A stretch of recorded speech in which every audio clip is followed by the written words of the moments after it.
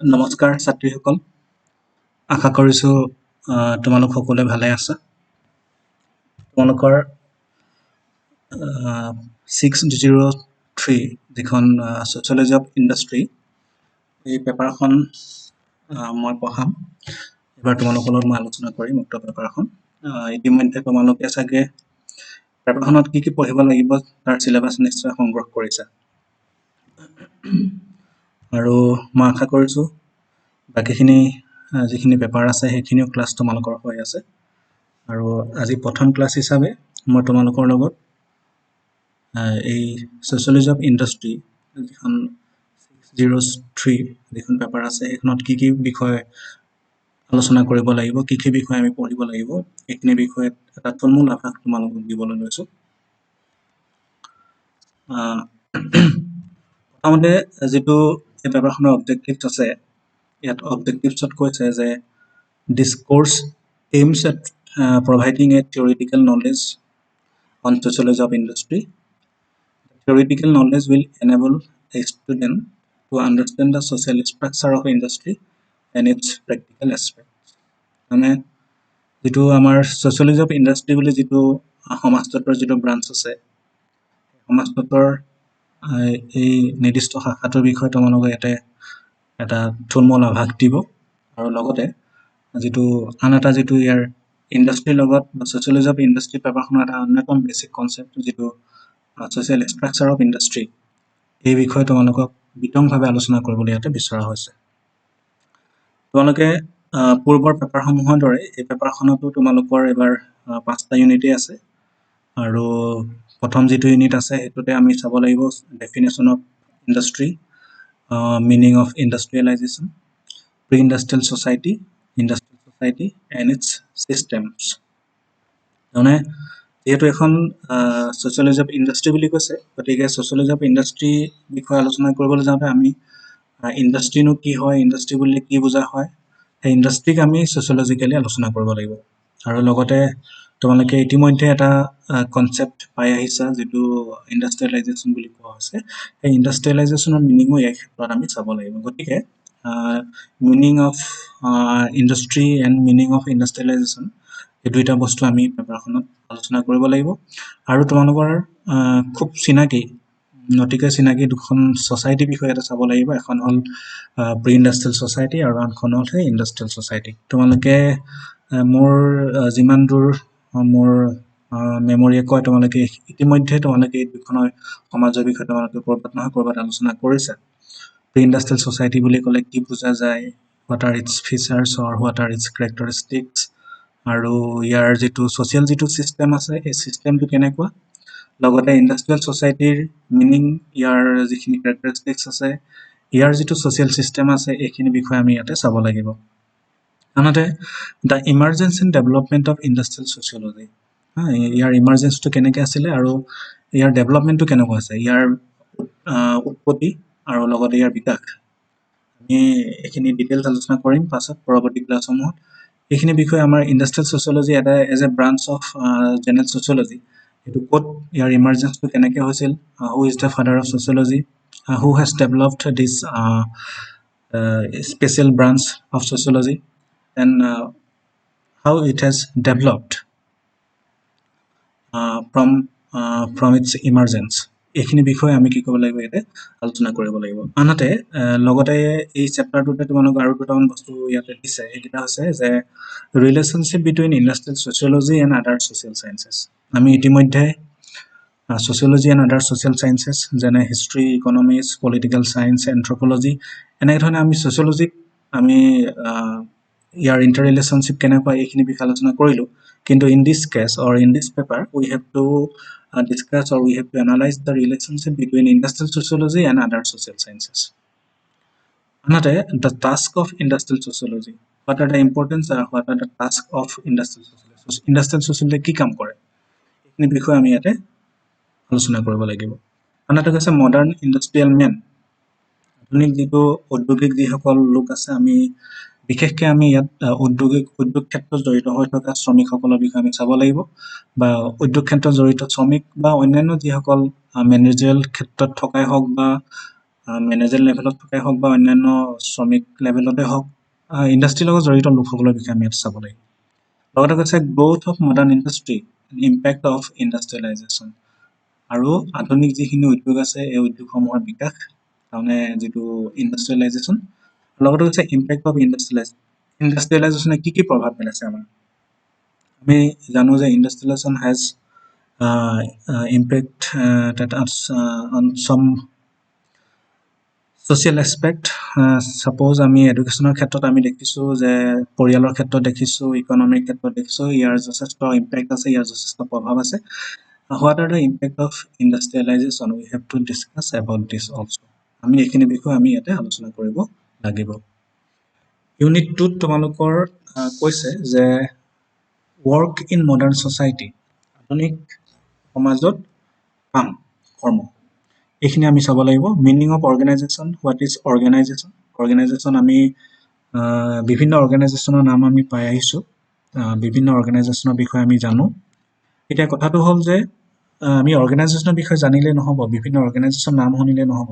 আমি কি কৰিব লাগিব, অৰ্গেনাইজেশ্যন মানে কি, what is the meaning of organisation, এইখিনি বিষয়ে আমি ইয়াতে আলোচনা কৰিব লাগিব। গতিকে বেচিকেলি ইয়াতে ইণ্ডাষ্ট্ৰিয়েল ছেক্টৰটোত আমি যিখিনি ইণ্ডাষ্ট্ৰিয়েল যিখিনি অৰ্গেনাইজেশ্যনছ দেখোঁ, সেই অৰ্গেনাইজেশ্যনসমূহৰ বিষয়ে আমি ইয়াতে আলোচনা কৰিব লাগিব। আৰু অৰ্গেনাইজেশ্যনৰ দুটা প্ৰধান ভাগ আছে, এটা হ'ল ফৰ্মেল অৰ্গেনাইজেশ্যন আৰু এইটো হ'ল ইনফৰ্মেল অৰ্গেনাইজেশ্যন। গতিকে অৰ্গেনাইজেশ্যনৰ বিষয়ে পঢ়োঁতে আমি ফৰ্মেল অৰ্গেনাইজেশ্যন আৰু ইনফৰ্মেল অৰ্গেনাইজেশ্যনৰ বিষয়েও পঢ়িব লাগিব। তাৰমানে অৰ্গেনাইজেশ্যনৰ যি দুটা প্ৰধান ভাগ আছে সেই ভাগ দুটাৰ বিষয়ে আমি ইয়াতে আলোচনা কৰিম। আনহাতে ইণ্ডাষ্ট্ৰিয়েল বিউৰ'ক্ৰেচি, ঔদ্যোগিক যিটো আমোলাতন্ত্ৰ বুলি এটা বিষয় আছে, এইটো বিশেষকৈ আমাৰ মেক্সৱেবাৰ ইয়াৰ লগত জড়িত হৈ আছে। ইণ্ডাষ্ট্ৰিয়েল বিউৰ'ক্ৰেচি সম্পৰ্কত আমি চাম। লগতে কৈছে প্ৰিন্সিপলছ অফ অৰ্গেনাইজেশ্যন, এই যিটো অৰ্গেনাইজেশ্যন বুলি আমি পালোঁ, ফৰ্মেল অৰ্গেনাইজেশ্যনে হওক ইনফৰ্মেল অৰ্গেনাইজেশ্যনে হওক, এটা অৰ্গেনাইজেশ্যনৰ ক্ষেত্ৰত কি কি প্ৰিন্সিপলছ আছে, কেনেকৈ গঠন হয়, ইয়াৰ নীতিবোৰ কি, ইয়াৰ কি ধৰণে ই কাম কৰিব লাগে, ফাংচনছখিনি কি ধৰণে কৰিব লাগে, এই গোটেইখিনি সম্পৰ্কত কিছুমান ইয়াৰ নীতি আছে, প্ৰিন্সিপলছ আছে। প্ৰিন্সিপলছখিনিৰ বিষয়ে আমি ইয়াতে আলোচনা কৰিব লাগিব। তাৰপিছতে কৈছে যে managerial functions, managing change, stress and counselling. Managerial function তাৰমানে উদ্যোগ খণ্ডটোত যদি আমি চাওঁ দুটা ছেকশ্যনৰ মানুহ দেখোঁ, এটা হ'ল মেনেজাৰিয়েল আৰু এইটো হ'ল লেবাৰ। গতিকে মেনেজাৰিয়েল যিখিনি মানুহ মেনেজমেণ্টৰ লগত জড়িত হৈ থাকে, এটা ইণ্ডাষ্ট্ৰী মেনেজমেণ্টৰ লগত বা পৰিচালনাৰ লগত যিখিনি জড়িত হৈ থাকে, সেইখিনিকে আমি মেনেজাৰিয়েল ষ্টাফ বুলি কওঁ। গতিকে মেনেজাৰিয়েল যিখিনি ফাংচন আছে, এটা উদ্যোগ পৰিচালনা কৰাৰ ক্ষেত্ৰত যিখিনি কাৰ্য কৰিব লগা হয়, সেই কাৰ্যখিনিৰ বিষয়ে আমি চাম। মেনেজিং চেঞ্জ, এই ক্ষেত্ৰত কি পৰিৱৰ্তন হৈছে, আৰু লগতে ষ্ট্ৰেছ, যিটো আমাৰ টেনশ্যন, ষ্ট্ৰেছ থাকে, প্ৰেছাৰ থাকে, হেঁচা থাকে কামৰ, আৰু সেই ষ্ট্ৰেছ কেনেকৈ আমি মেনেজ কৰিব লাগে, আৰু লগতে ষ্ট্ৰেছ মেনেজমেণ্টৰ কাৰণে আমি কি ধৰণে কাউন্সেলিং কৰিব লাগে, এইখিনি বিষয়ে আমি ইয়াতে চাব লাগিব। আনহাতে ইউনিট 3 বুলি যিটো আছে, ইউনিট 3টোত কৈছে meaning and trends of industrial dispute in India. তাৰমানে আমি যিহেতু ইয়াত সমগ্ৰ ইণ্ডাষ্ট্ৰিয়েল ছেক্টৰটোৰ বিষয়ে তোমালোকক জনাবলৈ বিচাৰিছে বা তোমালোকে এইখিনি জানিব লাগিব। গতিকে ইণ্ডাষ্ট্ৰি এটা ক্ষেত্ৰত বা ইণ্ডাষ্ট্ৰিয়েল ছ'চাইটি এখনৰ ক্ষেত্ৰত সঘনাই দেখা দিয়া এটা প্ৰব্লেম হ'ল, সেইটো হ'ল ইণ্ডাষ্ট্ৰিয়েল ডিছপিউট বা ঔদ্যোগিক বিবাদ, ঔদ্যোগিক সংঘাত। গতিকে ঔদ্যোগিক সংঘাত কি হয়, ঔদ্যোগিক সংঘাত কাৰ মাজত হ'ব পাৰে বা কি ধৰণে হয়, কিয় হয়, ইয়াৰ কাৰণ কি, ফলাফল কি, এইখিনি বিষয়ে আমি চাব লাগিব। সেইকাৰণে ইয়াত কৈছে meaning and trends of industrial dispute in India, ঔদ্যোগিক বিবাদ ভাৰতবৰ্ষত কি আৰু ইয়াৰ যিটো গতিধাৰা সেইটো কেনেধৰণে আছে, সেই বিষয়ে আমি চাব লাগিব। ইয়াক নাইকিয়া কৰিবৰ কাৰণে কি কি আছে, কি কি আইন আছে, কি কি ব্যৱস্থা আছে, ইয়াৰ ৰিমেডিয়েল মেজাৰ্ছ কি আছে, এইখিনি বিষয়ে আমি ইয়াতে চাব লাগিব। ট্ৰেড ইউনিয়নিজম ইন ইণ্ডিয়া, যিটো শ্ৰমিক সংগঠন বুলি কয়, শ্ৰমিক সংঘ বুলি কয় ট্ৰেড ইউনিয়ন, সেই ট্ৰেড ইউনিয়ন ভাৰতবৰ্ষত যিটো শ্ৰমিকসকলৰ যিটো সংগঠন আছে, আমি আগতে অৰ্গেনাইজেশ্যন পাই আহিছোঁ। সেই অৰ্গেনাইজেশ্যনৰ ভিতৰত এটা উল্লেখযোগ্য অৰ্গেনাইজেশ্যন হ'ল ট্ৰেড ইউনিয়ন বা আমাৰ শ্ৰমিক সংঘ, যিটো ইণ্টাৰনেশ্যনেল লেভেলত আমি ইণ্টাৰনেশ্যনেল লেবাৰ অৰ্গেনাইজেশ্যন বুলি কওঁ, ILO। এনেকুৱা ধৰণৰ যিটো ভাৰতবৰ্ষত ইয়াৰ যিটো ট্ৰেড ইউনিয়নিজম আছে বা শ্ৰমিক সংঘ আছে, এই শ্ৰমিক সংঘটো কেনেকুৱা, ইয়াৰ ডেফিনেশ্যনছ, ইয়াৰ ফাংচনছ, ইয়াৰ এডভান্টেজেছ এণ্ড ইয়াৰ ডিছএডভান্টেজেছ, এই সমগ্ৰখিনি বিষয়ে আমি ইয়াতে চাব লাগিব। Types of trade unions and wages, trade ইউনিয়নৰ ভাগসমূহ কি কি আছে, বিভিন্ন ভাগ আছে ইয়াৰ, আৰু ৱেজ, শ্ৰমিকসকলক যিটো মজুৰি দিয়া হয়, সেই বিষয়ে আমি ইয়াত চাব লাগিব। Development of trade union in India, ভাৰতবৰ্ষত ট্ৰেড ইউনিয়নৰ বিকাশটো কেনেকুৱা হৈছে, পূৰ্বতে কেনেকুৱা আছিল, বৰ্তমান কেনেকুৱা অৱস্থাত আছে, সেই factors of growth of trade unions কি কাৰণেনো তোমাৰ কোনখিনি কাৰকৰ কাৰণেনো ট্ৰেড ইউনিয়ন ভাৰতবৰ্ষত এইটো বিকাশ হ'ব লগা হ'ল, ভাৰতবৰ্ষত জন্ম হ'ব লগা হ'ল, ভাৰতবৰ্ষত সৃষ্টি হ'ব লগা হ'ল, এই গোটেইখিনি বিষয়ে আমি ইয়াতে চাব লাগিব। গতিকে এই চেপ্টাৰটো খুব এটা ইণ্টাৰেষ্টিং অধ্যায় হয়, ইউনিট। গতিকে এইটো মই আশা কৰিছোঁ তোমালোকে ভাল পাবা পঢ়ি। তাৰপিছত আনহাতে ইণ্ডাষ্ট্ৰিয়েল ছ'চিয়লজিৰ লগত জড়িত আন এটা বিষয় আছে, সেইটো হৈছে যে লেবাৰ ৱেলফেয়াৰ। লেবাৰ ৱেলফেয়াৰ শ্ৰমিক কল্যাণনো কি হয়, শ্ৰমিক কল্যাণৰ বিষয়ে আমি চাব লাগিব। যিহেতু শ্ৰমিকসকল এটা ইণ্ডাষ্ট্ৰিয়েল এখন ছ'চাইটিৰ কাৰণে শ্ৰমিকসকলে এটা উল্লেখযোগ্য এটা মানে তোমাৰ শ্ৰেণী।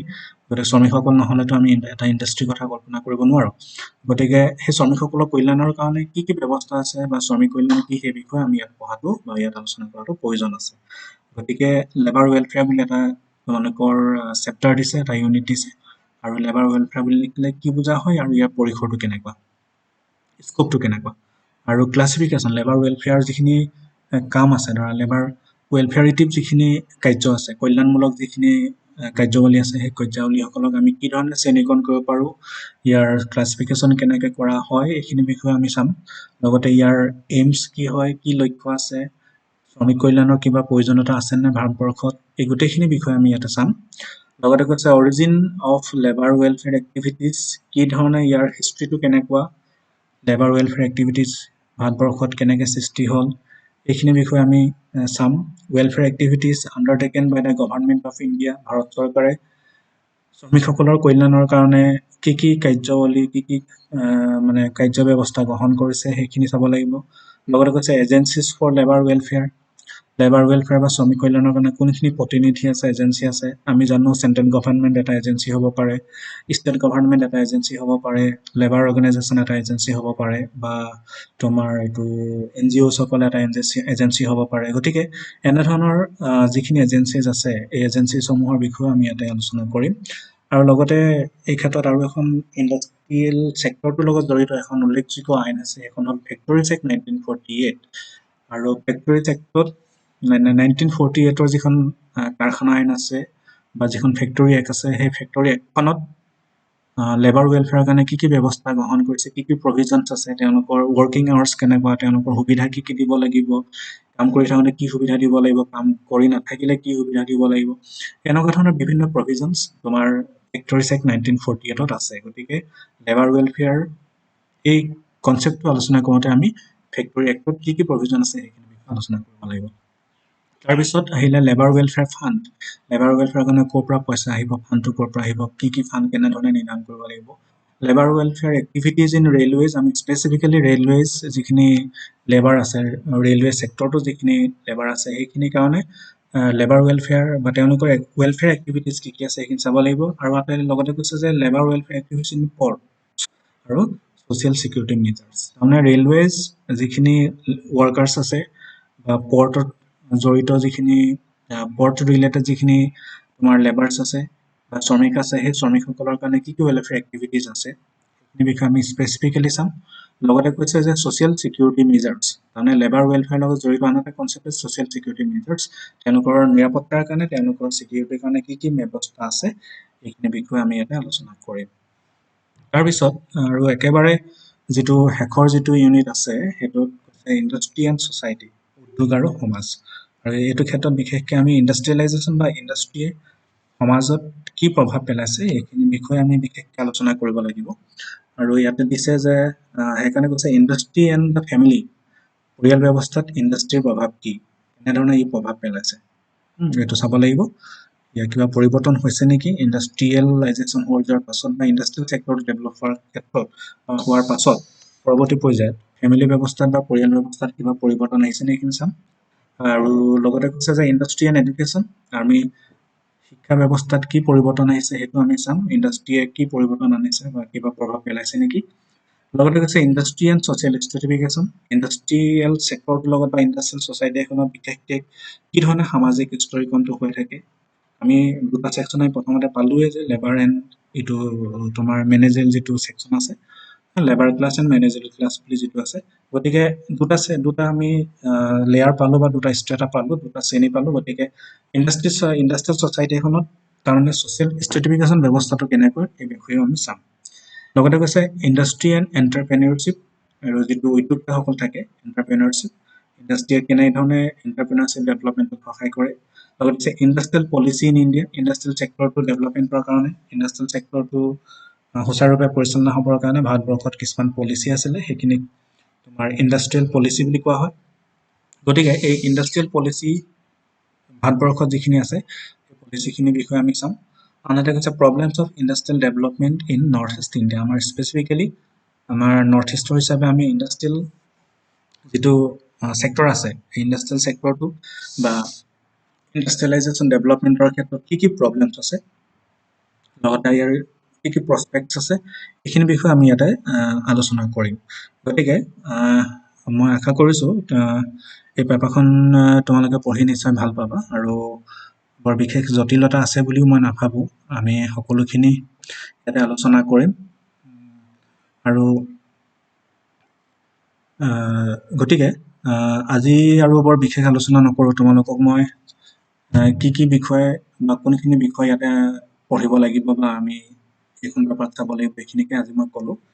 আৰু ইয়াৰ পাছতে মই তোমালোকক দুখনমান কিতাপৰ নাম দিবলৈ বিচাৰিছোঁ। তোমালোকে যদি ইতিমধ্যে কিতাপ সংগ্ৰহ কৰিছা, খুব ভাল কৰিছা, আৰু যদি সংগ্ৰহ কৰা নাই তেনেহ'লে তোমালোকে ঔদ্যোগিক সমাজতত্ব বুলি এখন কিতাপ আছে, কিতাপখন লিখিছে বীৰেন্দ্ৰনাথ বৰঠাকুৰ আৰু ৰূপৰেখা বৰদলৈ। তোমালোকে সেই কিতাপখন চাবা, এখন ভাল কিতাপ অসমীয়া মিডিয়ামসকলৰ কাৰণে। আৰু তাৰপিছতে তোমাৰ আছে আৰু এখন, এইটো হ'ল ঔদ্যোগিক সমাজতত্ব বুলি আছে, আৰু এইখন লিখিছে ৰাজেন বৰা আৰু অখিল বৰা। তোমালোকে দেখিছা নিশ্চয় কিতাপখন, সেই কিতাপখনো তোমালোকে লৈ ল'বা।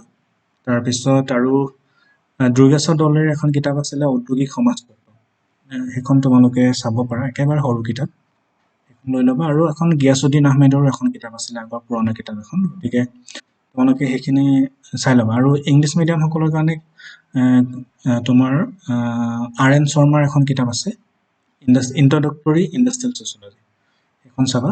আৰু B.P. ত্যাগীৰ এখন কিতাপ আছে, লেবাৰ ইকনমিক্স বুলি এখন কিতাপ আছে B.P. ত্যাগীৰ, সেই কিতাপখন তোমালোকে চাবা। সেই কিতাপখনত তোমালোকে গোটেইখিনি এইটো পাবা যে ইণ্ডাষ্ট্ৰিয়েল ডিছপিউট পাবা, লগতে টাইপছ অফ ট্ৰেড ইউনিয়নছ পাবা, লেবাৰ ৱেলফেয়াৰ এক্টিভিটিছ পাবা, লগতে তোমাৰ ইণ্ডাষ্ট্ৰিয়েলাইজেশ্যনৰ বিষয়ে পাবা। তাৰপিছত এনেধৰণে বিভিন্ন কনচেপ্ট তাতে আছে, ফেক্টৰী ছেক্টৰৰ বিষয়ে আছে, লেবাৰ ৱেলফেয়াৰ ফাণ্ডৰ বিষয়ে আছে, লেবাৰ ৱেলফেয়াৰ এক্টিভিটিজ ইন ৰেলৱেজৰ বিষয়ে আছে, লেবাৰ ৱেলফেয়াৰ এক্টিভিটিজ ইন পৰ্টৰ বিষয়ে আছে, লগতে ছ'চিয়েল ছিকিউৰিটি মেজাৰ্ছ বুলি এটা ছেপাৰেট চেপ্টাৰ আছে। গতিকে B.P. ত্যাগীৰ যিখন কিতাপ আছে সেই কিতাপখন তোমালোকে লৈ ল'বা, সেইখন কিতাপখন হ'ল লেবাৰ ৱেলফেয়াৰ। গতিকে আজি মই বৰ বিশেষ আলোচনা নকৰোঁ। তোমালোকৰ আৰু পৰৱৰ্তী ক্লাছ চাগে মোৰ আকৌ বৃহস্পতিবাৰে থাকে, সপ্তাহত এটাকেই লৈছোঁ আমি এতিয়া হয় 2টা ক্লাছ। গতিকে অহা বৃহস্পতিবাৰে তোমালোকৰ আৰু এটা নতুন বিষয়, চিলেবাছে কভাৰ কৰা এটা বিষয় তোমালোকৰ লগত আলোচনা কৰিম। এতিয়াও মই ডিচাইড কৰা নাই কি ল'ম, গতিকে হয়তো প্ৰথম ইউনিটটোৰ পৰাই আমি ল'ম, বা পেপাৰখন আৰম্ভ কৰিব লৈছোঁ কাৰণে, বা আৰম্ভণি হিচাপে আমি নিশ্চয় ইমাৰ্জেঞ্চি এণ্ড ডেভেলপমেণ্ট বা ইণ্ডাষ্ট্ৰিয়েল ছ'চিয়লজি বুলি ক'লে কি বুজা যায়, ইয়াৰ ডেভেলপমেণ্ট কেনেকৈ হ'ল, কেনেকৈ ইয়াৰ ইমাৰ্জেঞ্চিটো কেনেকুৱা, বোধহয় এই বিষয়ে মই তোমালোকক নেক্সট ক্লাছত আলোচনা কৰিম। গতিকে তোমালোকে ভালে থাকা, আৰু আজি বৰ বিশেষ আলোচনা নকৰোঁ, ইমানতে আজি ক্লাছটো মই সামৰিবলৈ বিচাৰিছোঁ। Thank U.